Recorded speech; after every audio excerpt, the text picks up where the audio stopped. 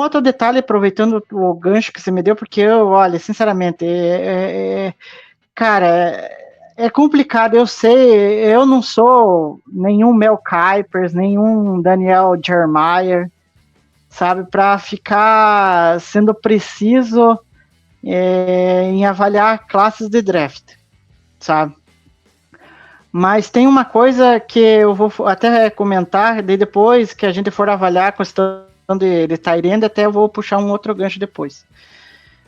Mas teve uma coisa que me irrita bastante, de uma parte da galera que trabalha com futebol americano, e tipo assim, que nem eu disse, eu não sou especialista, mas tem uma galera que, sabe, trabalha com isso, mas deixa um pouquinho a desejar.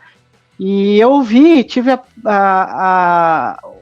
qual que eu posso dizer a palavra? Eu tive eu tive que ouvir uma coisa desagradável. Eu vi. Demonstrando. Eu vi. Eu vi. Aí eu fiquei ouvindo assim, cara, sério que você falou isso? Que ele falou o seguinte, ele falou assim, sobre a classe do Packers, que ele achou que a classe não vem para ajudar o Packers, né? Que ele não vê que o Packers vai se tornar um time melhor para a próxima temporada, que não, sabe? Ele falou que achou que a classe foi estranha. Aí eu vou jogar uma coisa aqui, Romulo. Desde quando você vai esperar alguma coisa para a próxima temporada, se a primeira coisa que você perde é o teu principal jogador? Você tem o Aaron Rodgers, que é trocado. Só isso. O que você quer? Você quer esperar o quê? O time não tá pronto. Nos últimos 3 anos, 2 MVP. Tu vai esperar o quê, velho? Exatamente. Aí eu fico pensando assim, cara, o que você quer? Você quer que o Packers faça o quê? Então, se perdeu o Aaron Rodgers, tá numa situação em que precisa, que nem você próprio falou, Romulo, precisa se reconstruir, tá se reconstruindo aos poucos, né? Tá, vamos dizer assim, de transição, né? Tá passando por um momento de transição. É um time assim que não é para agora. É um time talvez para daqui uns 2, 3 anos. E aí vem essa cara deslavada de vir falar que a classe foi estranha. Entenda como que foi feito as escolhas. Procure entender como que é a filosofia do time, meu Deus. Procure entender qual que é as necessidades do time. Cara, o Packers nesse draft, tudo bem que daí a gente vai discutir um pouquinho mais pra frente. Se houve alguma necessidade que não foi sanada. Mas a maioria das necessidades que o Packers tinha foi atacada nesse draft de novo. Aí você vem dizer que a classe foi estranha? Enfim, é só uma coisa assim que eu tava aqui me coçando a garganta para falar. Porque, cara, não pode ter esse tipo de análise rasa. Você tem que analisar as coisas conforme... É que nem eu tava falando com meu irmão. Você não tem que achar boa ou ruim a escolha, você tem que entender a escolha. Quem tem que achar que é boa é o GM. Mas procure entender por que ele escolheu o cara. Mas enfim, é só isso que eu queria deixar, porque tem mais polêmica aí, e é com relação aos Tyrande, mas os Tyrande eu vou deixar para falar um pouquinho mais depois. Não. Enfim, diga, Rômulo. Não, só dando uma luz ao que você falou, eu acho que a gente vai ter que discutir isso mais para frente aprofundadamente. O que acontece? Hoje, né, você falou bem da filosofia do time do Packers. Um dos momentos que a gente mais passa raiva no draft é porque o Packers ele é bem conservador. Ele não sobe, ele não desce, ele não arrisca para ter a primeira escolha geral, não subir alto no draft. Ao longo dos anos, com o Rodgers no time, a gente foi acostumado a sempre ter escolhas baixas, nunca a gente participava de ser alto no draft, muito do que o Patriots sofreu durante anos, de tanto que o próprio Belichick, ele não tinha escolhas de primeira rodada praticamente, trocava por 2 de segunda, ou uma de segunda, uma terceira, e sempre ele optava sempre uma filosofia do Patriots, uma filosofia do Bill Belichick, de draftar mais jogadores. É uma coisa que o Packers não fazia. Esse ano o Gutekunst ele apresentou essa estratégia, e uma coisa que o Packers não faz, nunca fez, foi atacar na free agency. Nunca ofereceu contratos altos, nunca conseguiu trazer estrelas ao longo dos anos, igual alguns times têm essa característica de trazer estrelas, jogadores que recebem altos salários. O Packers nunca teve. Então, assim, para você criticar um draft do time, você primeiro tem que entender o contexto das escolhas. Entender como é que o time drafta. O Packers drafta, ele estrutura o time em cima do draft. Ele faz as renovações de contrato em cima do draft, ele sana as posições do time em cima do draft. Então é muito leviano você falar, pô, o draft foi ruim, o draft foi assim.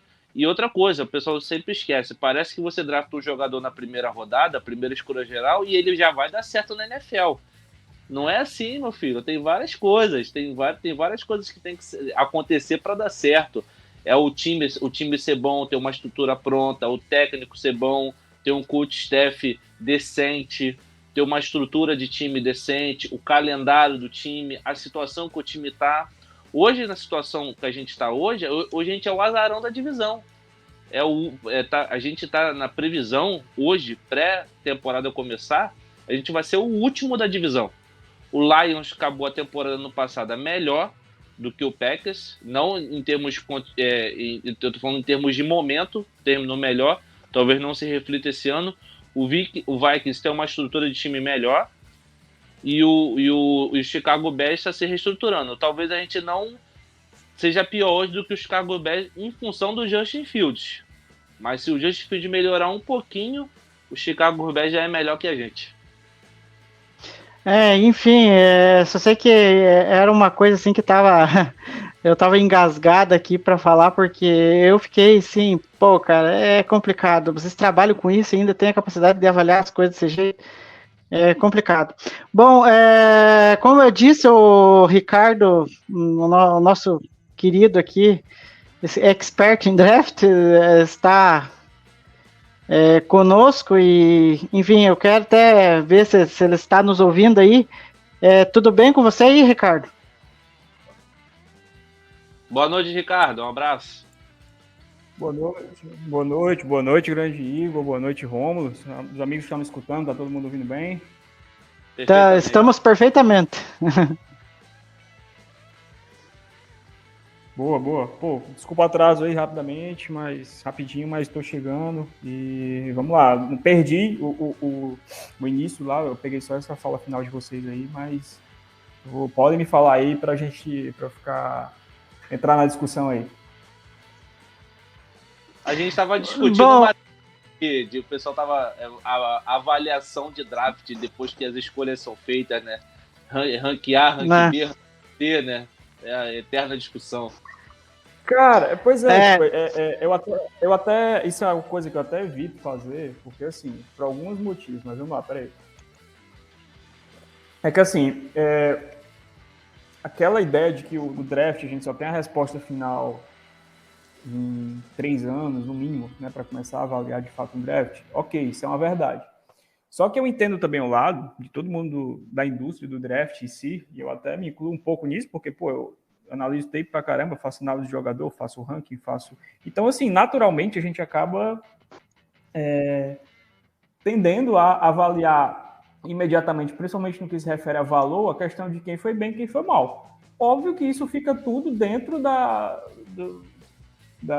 área, da interrogação que é o draft, porque no fundo a gente só vai saber quando chegar setembro, as coisas começarem a funcionar, os jogadores começarem a entrar em campo e ao longo dos anos como a classe vai responder. Mas assim, eu acho que é preciso ter calma, tanto para fazer esses rankings, como calma com esses próprios rankings. Muitas vezes, tipo, eu acho ok fazer, mas tendo essa ideia, né, tendo esse ponto de equilíbrio, que não é eu chegar e dizer aqui que o draft do Packers foi bom ou ruim, que isso é algo definitivo. Eu posso estar falando, de repente, do valor que eles obtiveram no processo, de jogador X que esperava todo mundo achava que ia sair ali, saiu mais abaixo, conseguiu pegar e tal, esse tipo de coisa. Então, acho que é natural.